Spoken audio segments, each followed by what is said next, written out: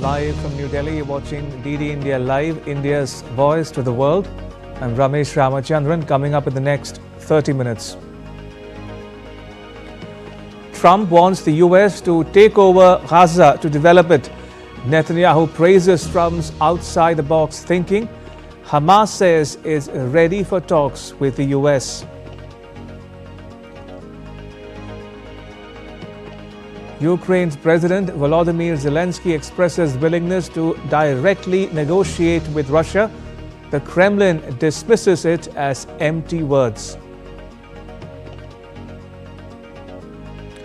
And Electronics and Information Technology Minister Ashwini Vaishnav discusses India's vision for a cost-effective artificial intelligence ecosystem with OpenAI CEO Sam Altman.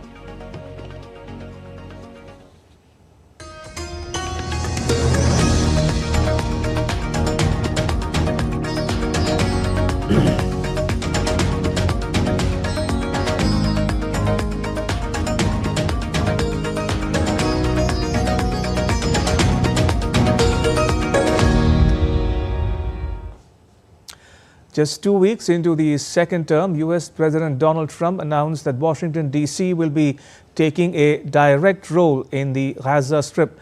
Now, this follows Israeli Prime Minister Benjamin Netanyahu's visit as the first foreign leader to meet with Trump during his second term. The two leaders discussed the fragile Gaza ceasefire, strategies to counter Iran, and the prospects of an Israeli-Saudi Arabia normalization deal. US President Donald Trump made some bold claims regarding US involvement in Gaza on Wednesday. The president, fresh off his re-election, declared that the United States would take over the Gaza Strip.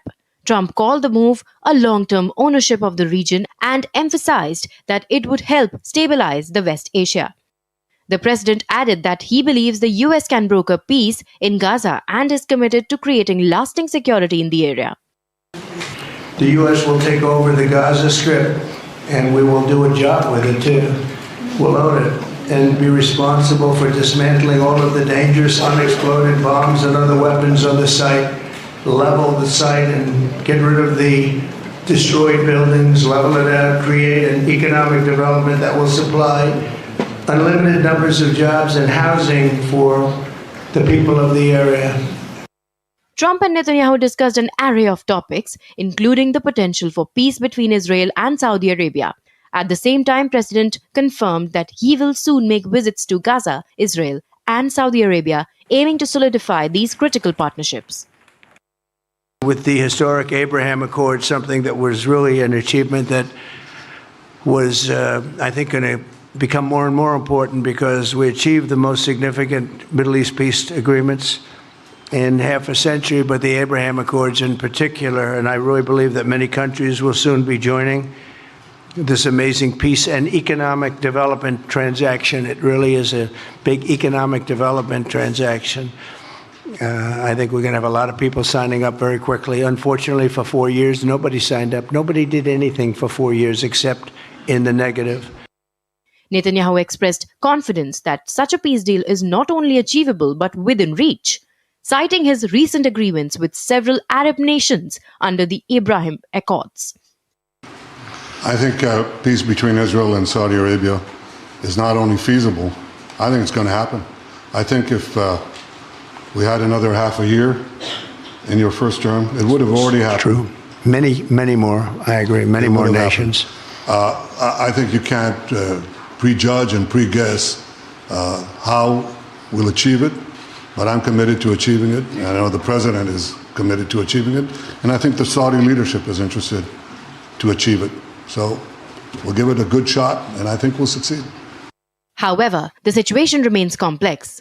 Trump's proposed solutions to the Gaza crisis will require delicate negotiations. His administration is also expected to announce a position on Israel's sovereignty over the West Bank, a long-standing and contentious issue in the region. Meanwhile, Hamas is prepared to enter talks with the US, signaling a potential thaw in their historically adversarial relationship. As President Trump sets the stage for future talks, the stakes have never been higher for peace in the West Asia. The coming months will be critical in determining whether his vision of US leadership in Gaza and the broader region can bring lasting stability. In an increasingly unstable region, one thing is clear: the US intends to play a dominant role. Aarti Rana's report with Antrasana for DD India. Donald Trump's suggestions over the Gaza Strip and the resettlement of the Gazans have drawn mixed reactions from leaders and people across the world.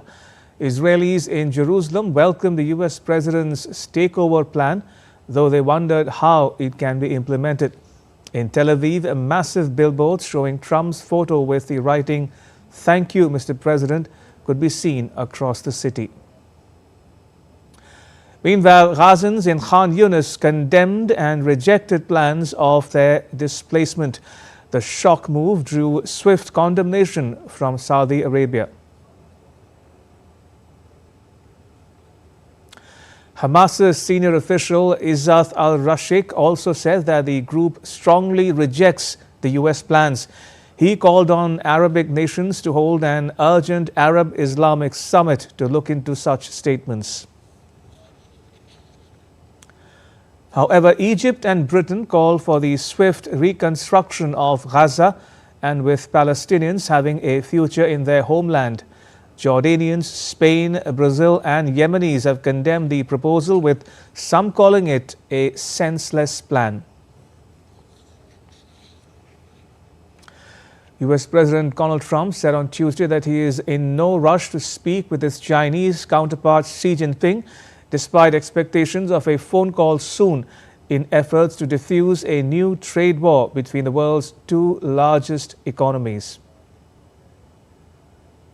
No, we'll speak to him at the appropriate time. I'm in no rush. We're going to do very well against China and against everybody else.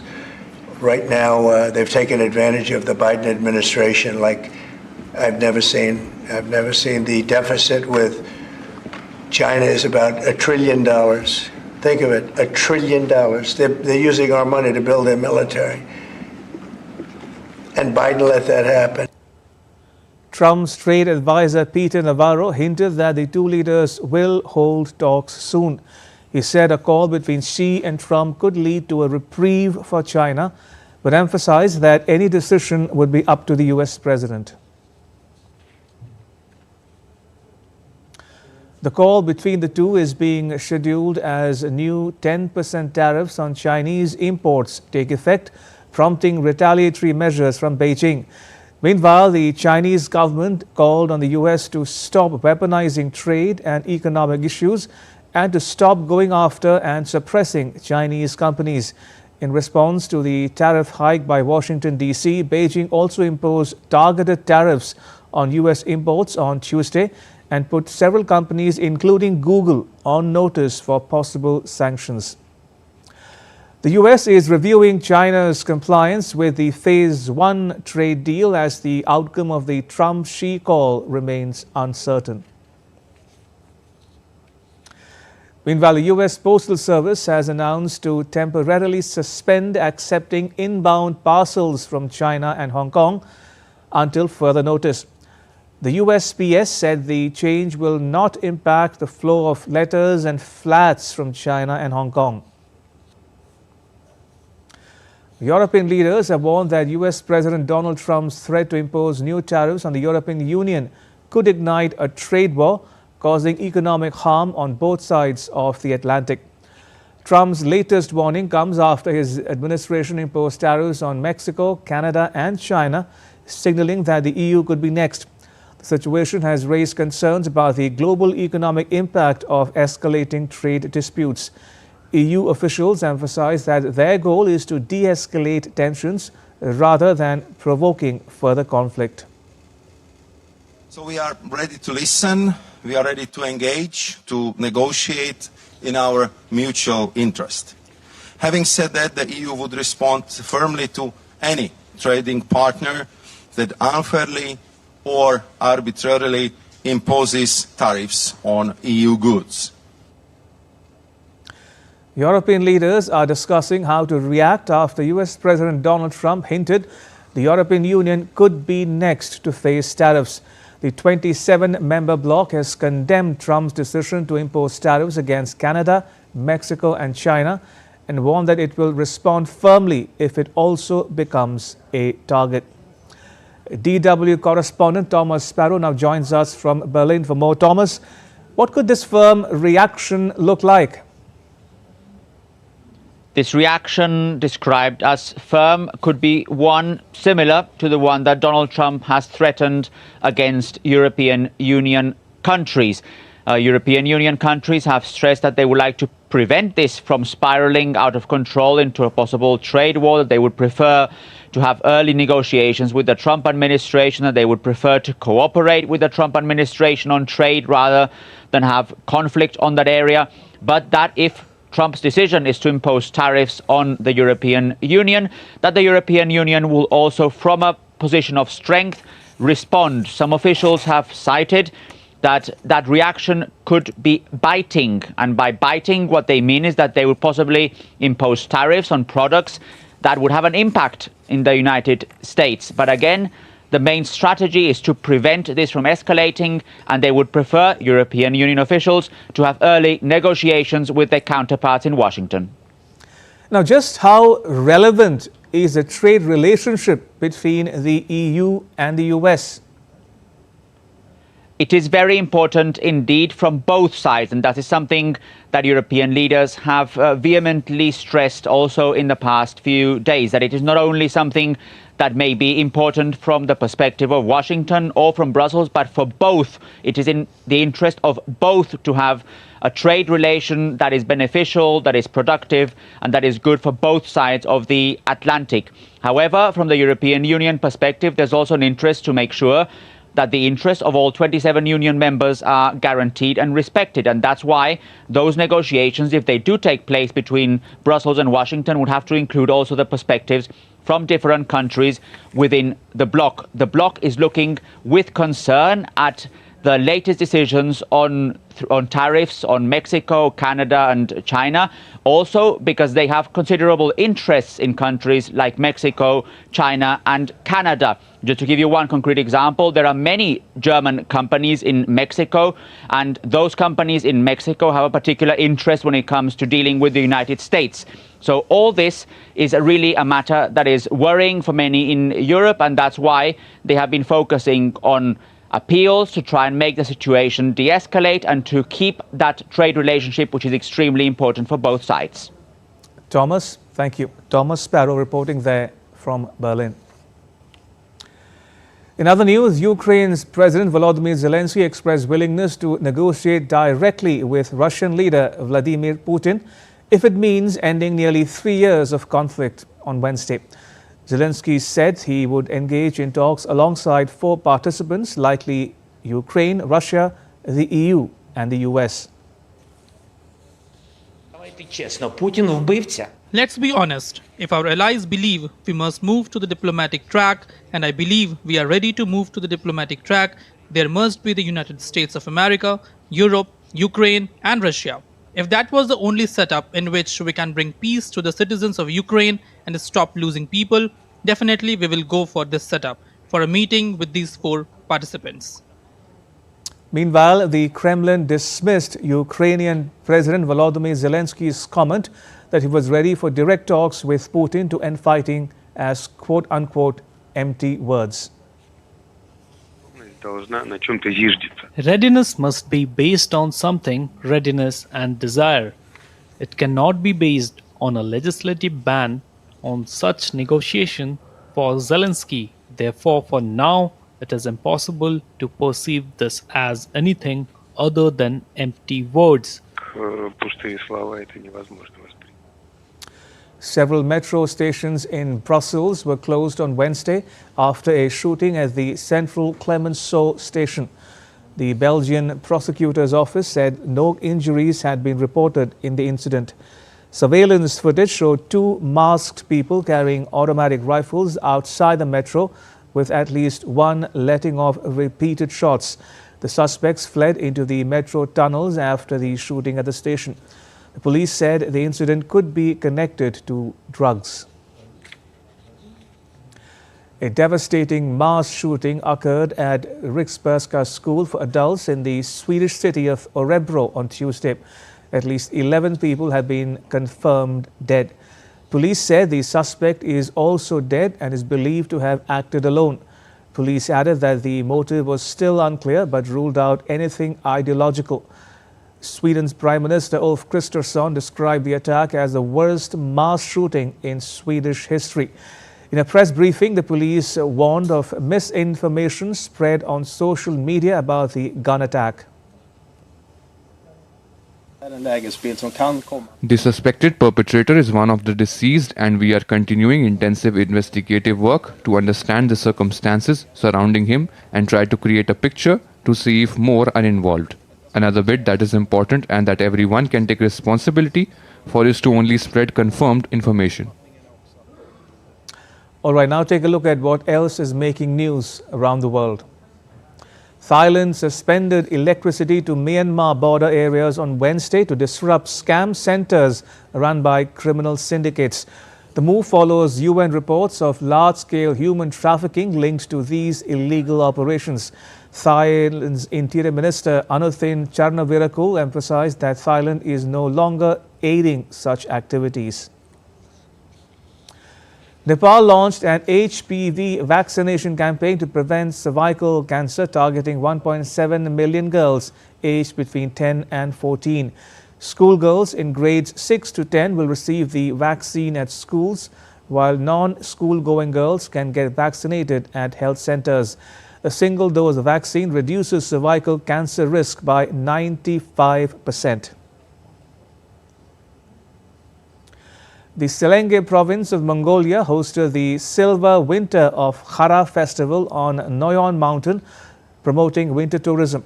Young riders competed in horse races, while attendees in traditional Mongolian deal showcased cultural heritage. The event featured snow sumo, tug of war, and contests for the best dressed participants and most beautiful horses. And still to come on DD India Live. India's Prime Minister Narendra Modi takes a holy dip at the Mahakumbh.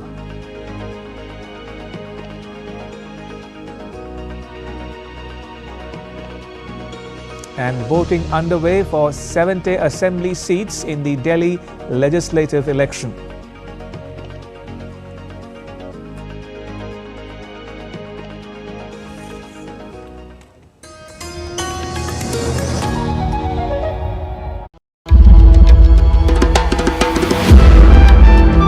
Timeless, boundless, and infinite, the essence of faith, the soul of Sanatan culture, from the sacred confluence of Prayag, where divinity descends to earth. Witness the grandeur, the devotion, the magic, world's largest cultural and spiritual gathering, with over 450 million devotees expected to attend. Mahakumbh, India's greatest festival of faith. Exclusively on DD India.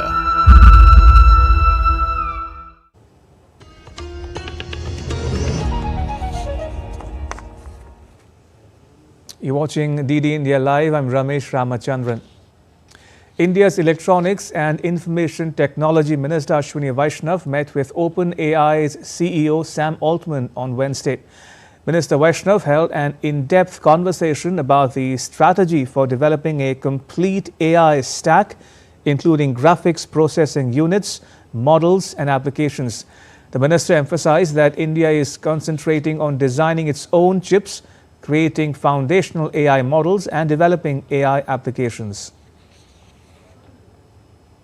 The applications in healthcare, in education, in agriculture, in weather forecasting, in disaster management, in transportation, multiple different things we are working. And I request the entire startup community to come up with very unique solutions, and we'll be open. We are very soon starting a kind of open competition for it, open empanelment competition kind of thing.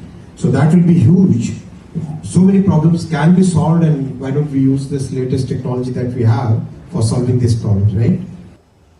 Altman, who is currently visiting India, said that India should be among the leaders of the AI revolution.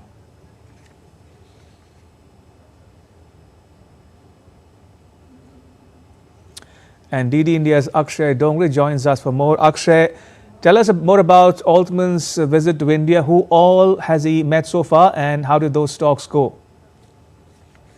Well, Sam Altman is in India, and this is part of his worldwide tour, which was focusing on in Asia as well.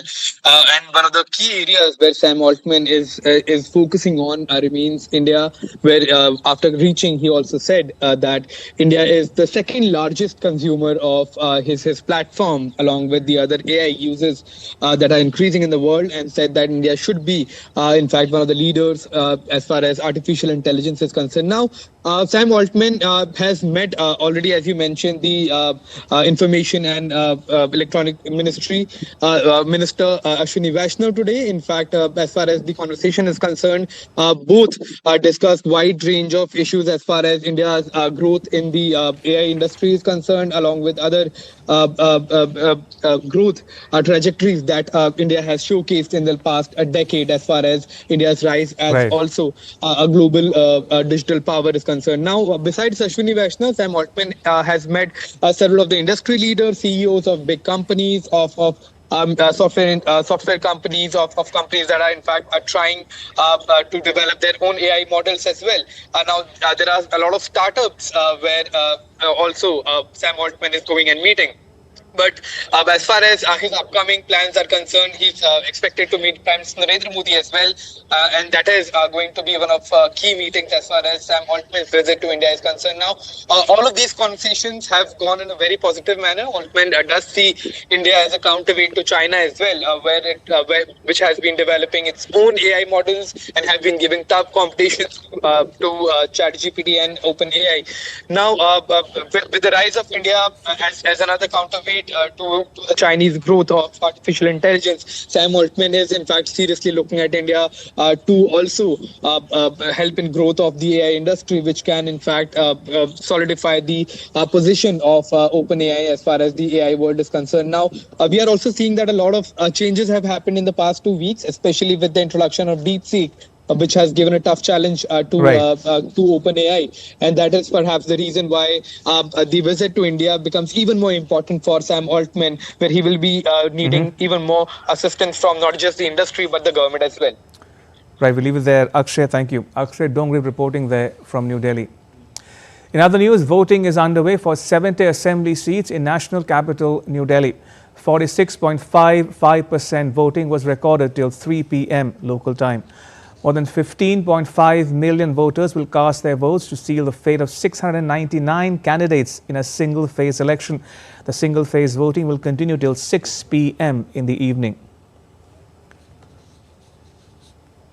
President Draupadi Murmu cast her vote at President's estate, while Delhi Lieutenant Governor Vinay Kumar Saxena, along with his wife, exercised his franchise too.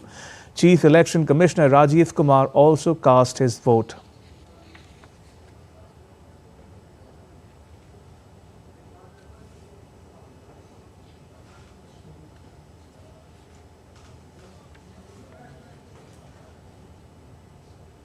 Now, these elections are high-stake polls for the Aam Aadmi Party, the BJP and the Congress, as the Aam Aadmi Party hopes to retain power while the BJP is eyeing to regain power after almost 27 years. The Congress, which once ruled the state for 15 years, is also hoping for a return.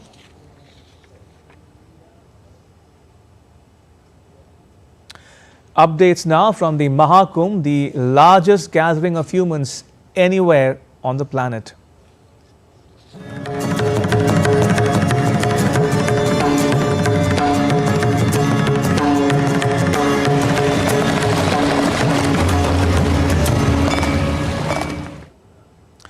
Prime Minister Narendra Modi took a holy dip at Triveni Sangam in the ongoing Mahakumbh 2025 in Uttar Pradesh's Prayagraj.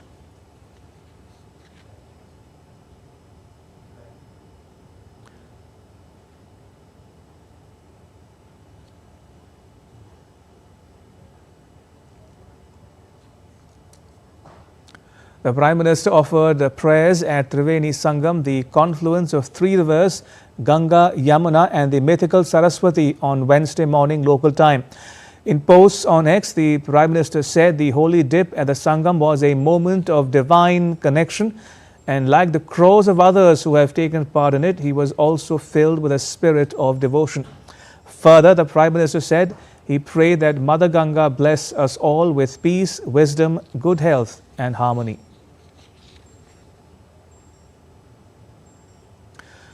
Prime Minister Modi has condoled the passing of Aga Khan. In a post on X, the Prime Minister recalled him as a visionary who dedicated his life to service and spirituality. The Prime Minister hailed his contributions in areas such as health, education, rural development and women's empowerment. Further, the Prime Minister noted that he will always cherish his interactions with him. The Prime Minister paid heartfelt condolences to his family and the millions of followers and admirers across the world. Aga Khan, the spiritual leader of the Ismaili Muslim community and a renowned global philanthropist, passed away in Lisbon at the age of 88. The news was confirmed by the Aga Khan Development Network on social media platform X. As the 49th hereditary Imam of 15 million Ismaili Muslims worldwide, the Aga Khan was widely respected for his contributions to development, education and humanitarian efforts. He was also a celebrated figure in horse racing. And that's all for this edition of DD India Live. Let us know your thoughts on the news of the day. You can get the latest news and updates on the DD India mobile app. It's available on both Android and iOS platforms. Scan the QR code on the screen now to download it. We'll be back with more news as it breaks here on DD India. I'm Ramesh Ramachandran from all of us here in New Delhi. Thanks for watching DD India Live.